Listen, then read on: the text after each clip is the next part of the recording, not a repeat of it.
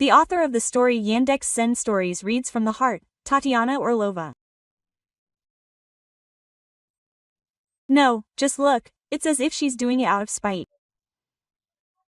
Froska, Evdokia Demidovna screams over the fence at the top of her lungs.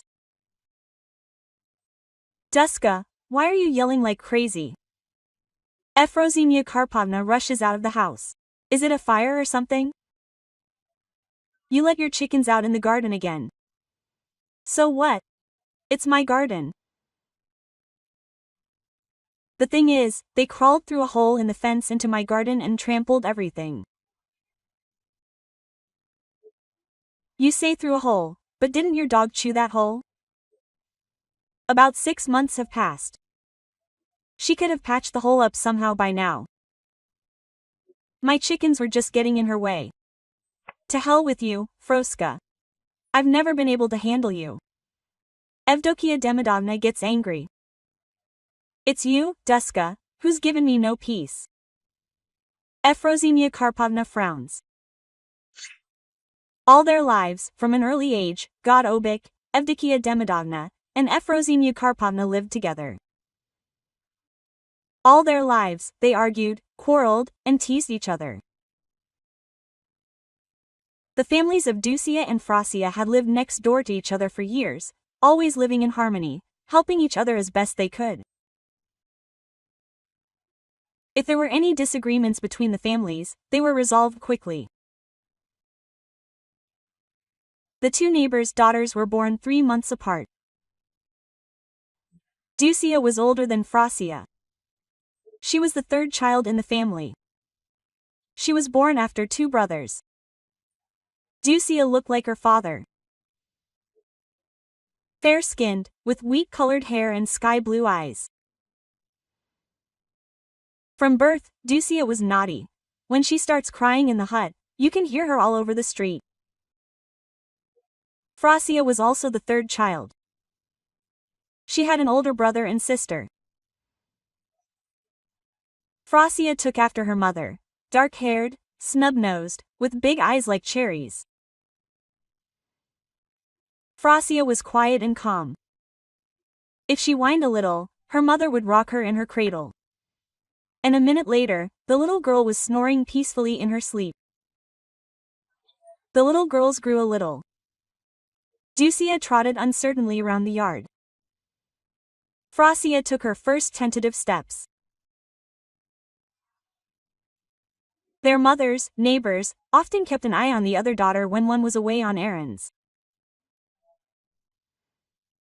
As soon as the little ones were nearby, they would immediately quarrel. Dusia would push Frasia and shake her fist, or Frasia would grab Dusia by the hair. The neighbor girls grew up, and the older they got, the less they got along with each other. Usually it all started with Dusia, but Frasia was no exception.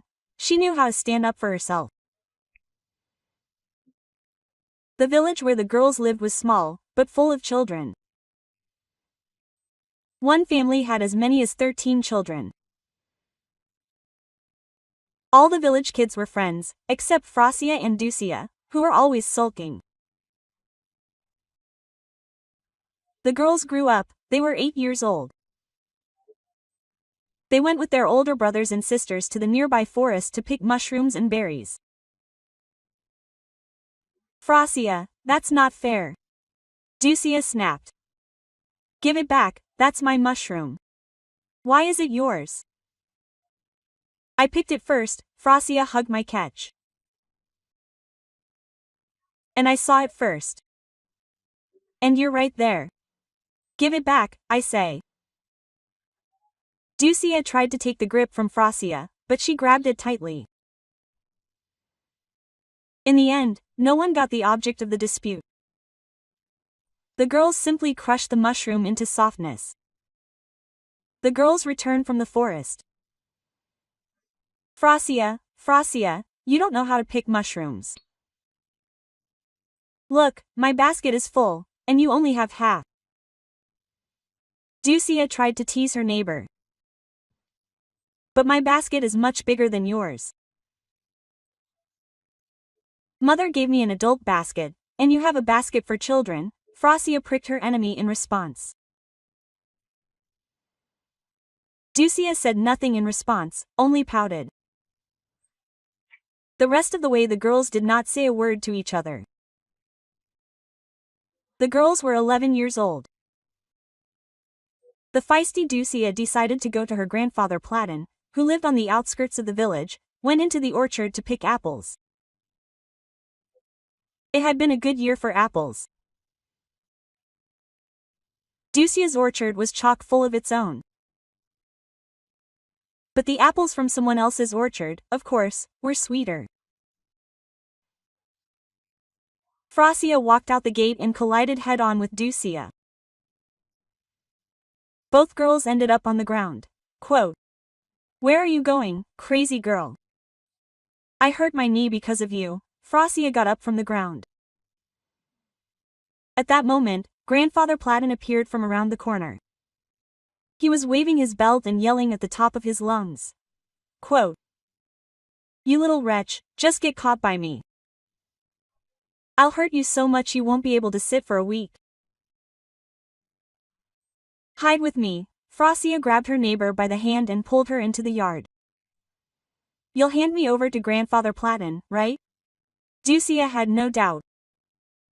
"Stay quiet, I won't hand you over," Frossia replied. Ducia didn't believe her neighbor's words. Why did she suddenly decide to help her? Meanwhile, Frossia went out the gate and onto the street. Quote, "That's right, he'll hand me over with a thrashing." Ducia shook with fear, remembering what kind of belt Grandfather Platon had. "Frossia, have you by any chance seen Duska, the wretch?" Grandfather Platon asked. "Have you seen her, Grandfather?" "Here. The ratted me out," Ducia thought, overhearing the conversation. "And where is that wretch?" "I need to teach her a good lesson with a belt," said Grandpa Platon. "That's where she ran, Grandpa, to the end of the street," answered Frossia. "She ran so fast that she knocked me over. I'll catch up screaming." Grandpa Platon raced to the end of the street. "What have you done? What made Grandpa Platon angry?" asked Frossia, entering her yard, where Ducia stood behind a currant bush, neither alive nor dead. "I didn't do anything," Ducia answered without batting an eye and wanted to leave Frossia's yard. "No, tell me, or I'll yell at Grandpa Platon now." Frossia blocked her path. "I climbed into his garden for apples." "You're crazy, Duska, don't you have enough of your own apples? Aren't you ashamed to go into other people's gardens, climb?" "I only picked one apple, I just wanted to try whether Grandpa Platon's apples were tasty or not. I could have asked." "Yeah, you'll ask him. Grandpa is crazy." "You did wrong, Duska. And don't lecture me, Froska. I'm actually older than you." "Older? Not much. I'm a whole grade ahead of you." Ducia stuck her tongue out at Frossia. "Why are you sticking your tongue out at me?" Frossia was indignant. "I saved you, but you, Ducia, were born in August, and Frossia in November. Frossia wasn't even 7 years old when she was accepted into first grade, she wasn't supposed to. Therefore, despite the age difference of only 3 months, Ducia was a grade ahead of her, which she didn't miss the opportunity to tease Frossia once again. During the squabble, the girls heard Grandpa Platon's voice coming from the street. He didn't give up trying to find Ducia. Grandpa went around all the courtyards, asking, "Didn't you see where Duska, has Demidov's daughter, run off? I need to teach her a lesson." Nobody saw Duska. "Where have you disappeared to, you little wretch? I'll piss you anyway. You'll get what's coming to you," grumbled the grandfather, stopping right in front of Frosia's gate. Frosia didn't give Ducia away, but after that incident she didn't speak to her for a week or two. She was offended that she had broken her knee because of her, and had to smear it with the hated green paint. The girls grew up, but there was no harmony between them. They continued to tease each other. Frosia, look at the dress my parents got me. Ducia went out into the street and twirled in front of the neighbor in her new outfit. They got the dress, Frosia lowered her eyes. And the shoes are full of holes. It would be better if they got you shoes. It's embarrassing to walk around in those. Come on, grumbled Ducia. You're just jealous of me. You yourself wear everything your older sister has. I wear it, but I don't wear ones with holes, like you. By the age of 15 the neighboring girls blossomed, each beautiful in her own way. Ducia was tall, slender, but with a full bust. Her eyes were blue as the May sky, and her wheat-colored braid reached her waist. Frosia was a little shorter and not as slender. But she still had all the right curves. Frosia had very expressive brown eyes. Frosia was the first to marry, to Ducia's envy. Matchmakers came to her from the neighboring village. Makar looked at many girls, spent a long time choosing a bride, visiting several villages. Only Frosia looked around. At the viewing, Makar also caught Frosia's eye. They quickly agreed, and the wedding was soon held. They had to hurry to make it before the cold weather set in. Ducia watched for a long time as the cart drove away, carrying Frosia and her devotee to her husband's house. Ducia married the following spring. She was happy. Her husband was a fine fellow, a jack of all trades. The local girls envied Ducia when Myron came to woo her. After the wedding, Ducia moved into her husband's house. In the morning, she left the hut, heard a familiar voice and couldn't believe her ears. You, Duska, sleep too much. Your husband will kick you out of the house, you lazy one.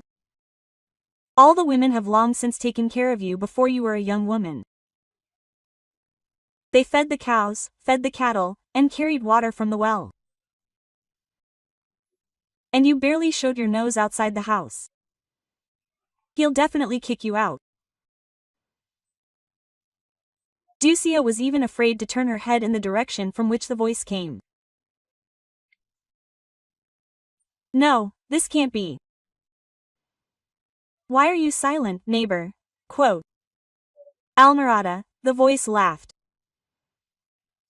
Ducia decided to turn around and saw Frosia standing behind the fence. Fate had played a cruel joke on them. They became neighbors again. And again they began to argue endlessly and tease each other. It seemed they even missed it. Their husbands, listening the bickering of the wives was only a good-natured laugh. Frosia gave birth to a daughter in the middle of summer. She spent a lot of time at home the first week. She didn't see Ducia, and Ducia hung around the fence, trying to catch the neighbor. Who does your daughter look like? She asked when Frosia appeared on the porch. A dark-haired girl, but she's like you, I know. I just hope she doesn't have your character, Frosia. And I have a good character, I get along with everyone. It's just that you've been picking on me all my life. Autumn has come. Are you still slacking off, Ducia? Don't do it. She's got work to do when the women are around. Your husband will definitely kick you out.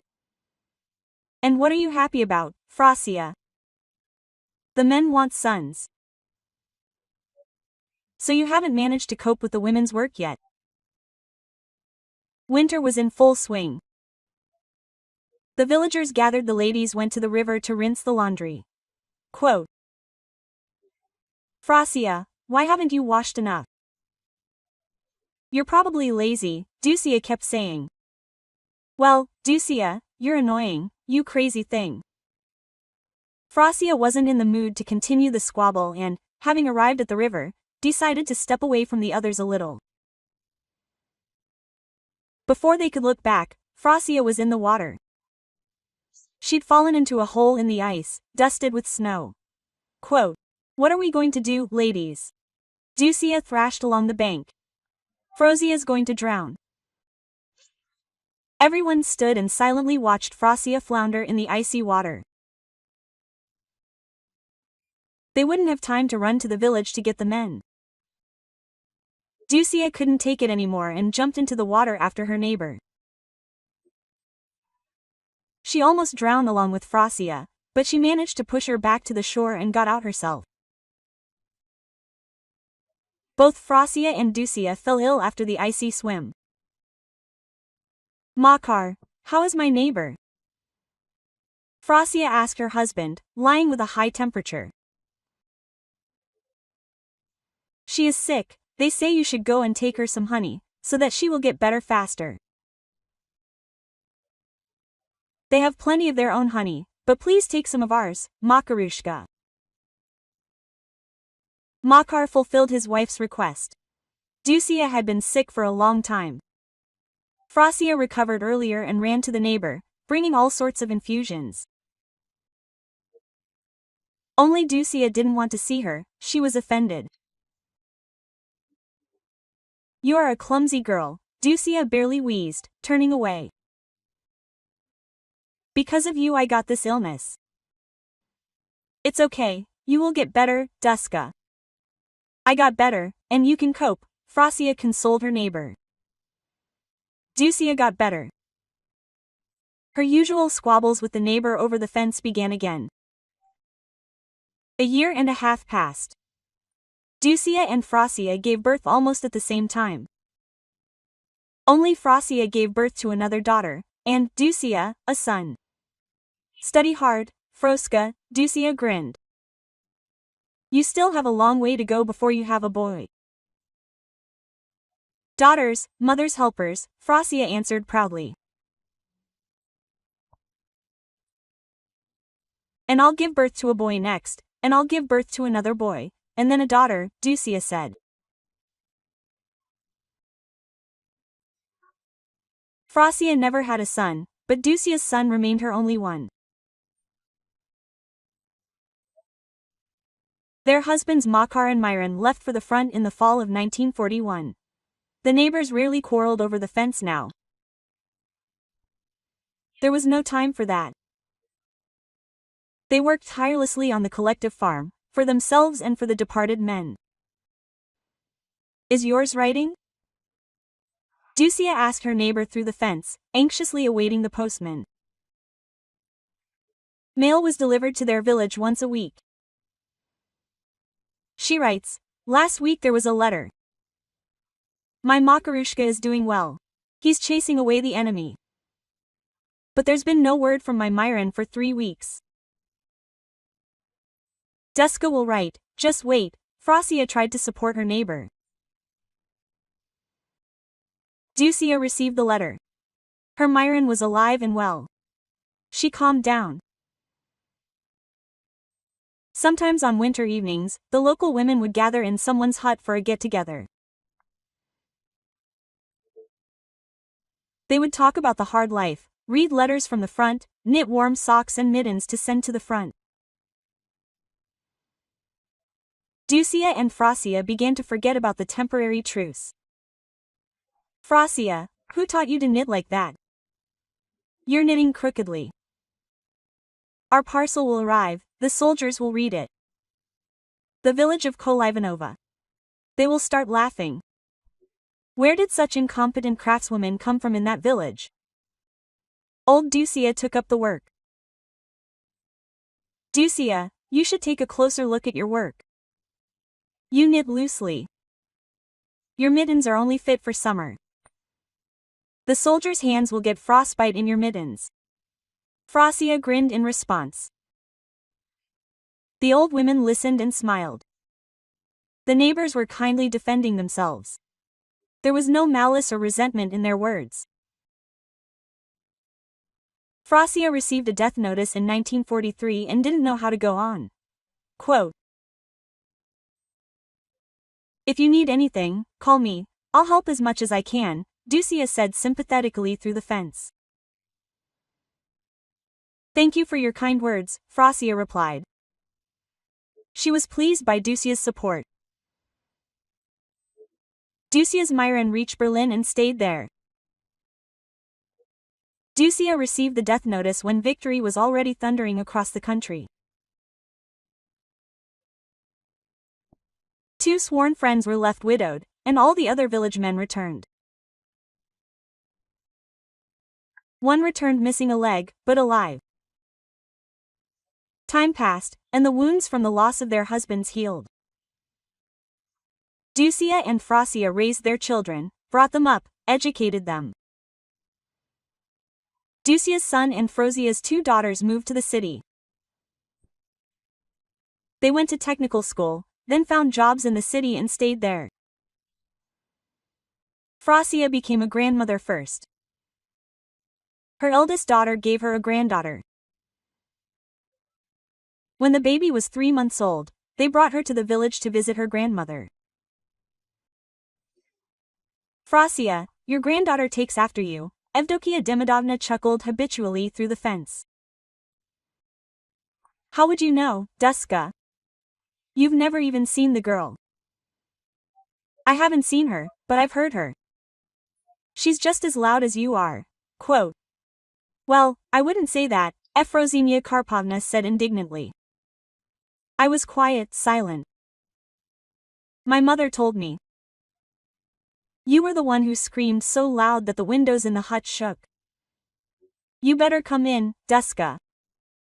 Take a look at my granddaughter. You probably dream of becoming a grandmother yourself. My Vanka has decided to get married. So I'll soon be a grandmother. I don't plan on lagging behind you for long. Don't get your hopes up, Frasia. So should I expect you to visit or not?" "I'll come, Frasia, I'll look at your granddaughter this evening. But now I need to take care of business." The years passed, the grandchildren grew up.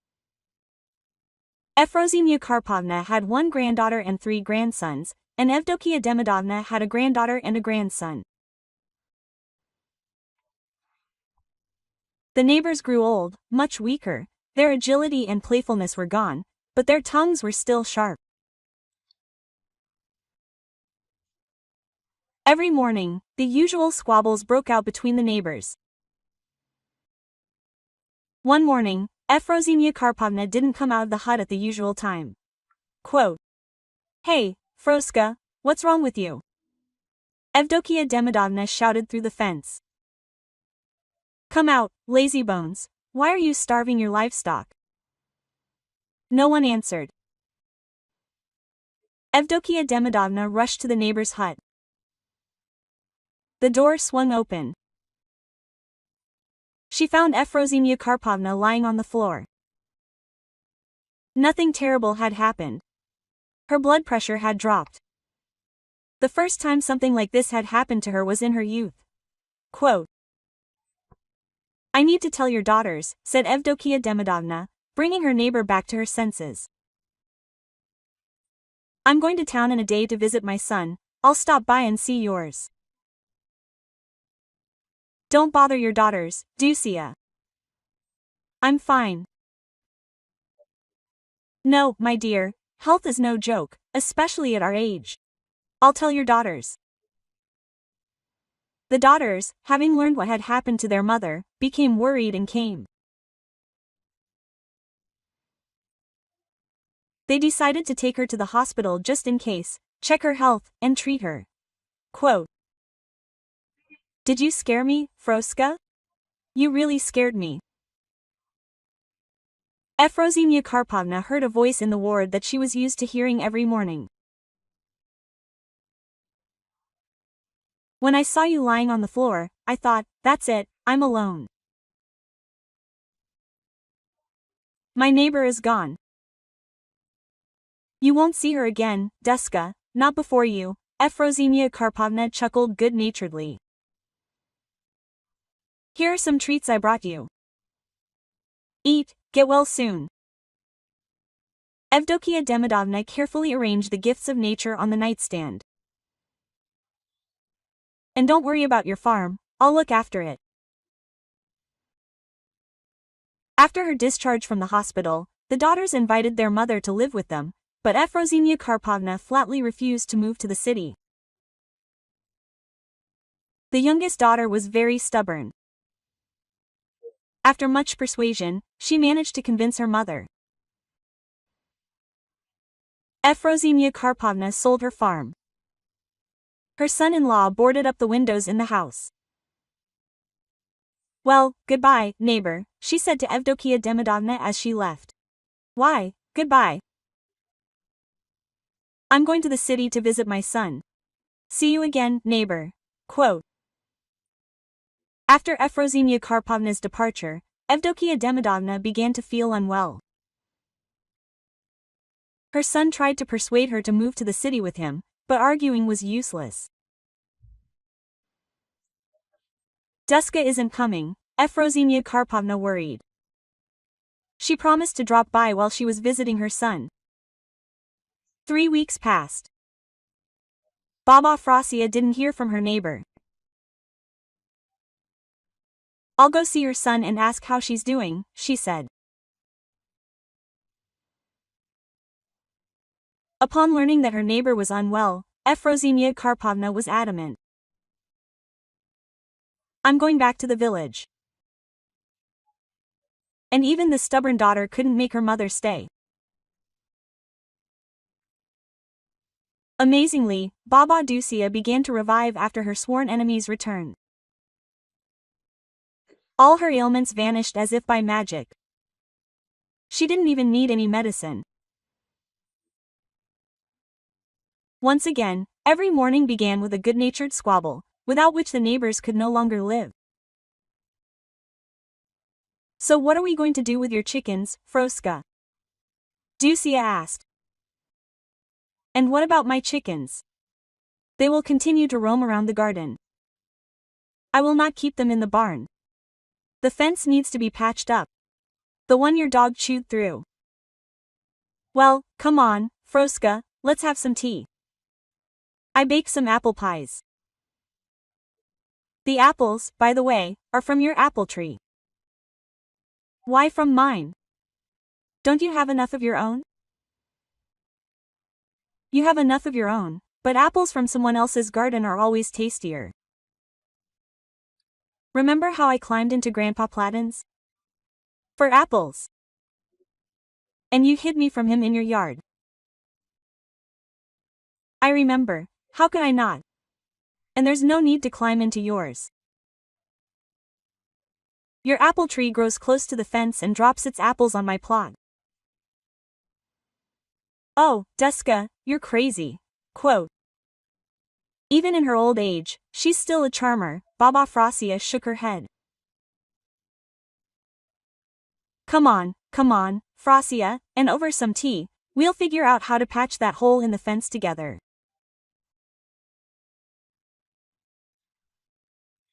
Dear listener, if you like this story, subscribe to our channel, give it a thumbs up, and leave your thoughts in the comments.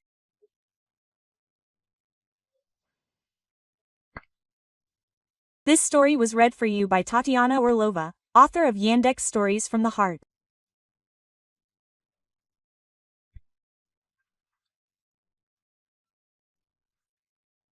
And I wish you all the best of health, a peaceful sky above, a good mood, and see you in the next story. Quote.